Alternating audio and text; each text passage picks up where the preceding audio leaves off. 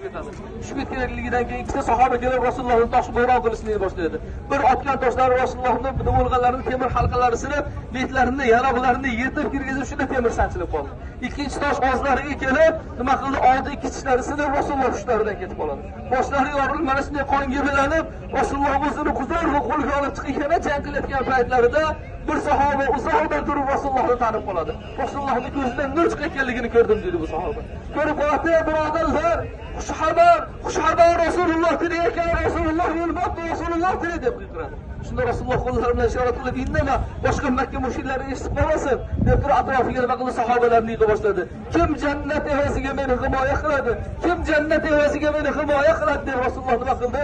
Sahobalarni bir joyga jamlashlik uchun mana shu qichqirib, baqirib, sahobalarni yig'a boshladi. Mana shu gapni eshitgan sahoba Rasulullohning oldiga borib, Rasulullohni shunday qurshab oldi. Bulardan 7tasi ansoriylar, ya'ni Madinaliklar. Madinalik sahobalarni ansorlar deb ataydi.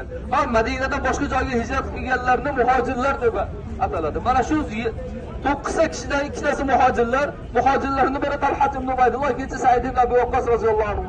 Qolgan 7tasi ansorlar. Rasulullohni qurshab olib,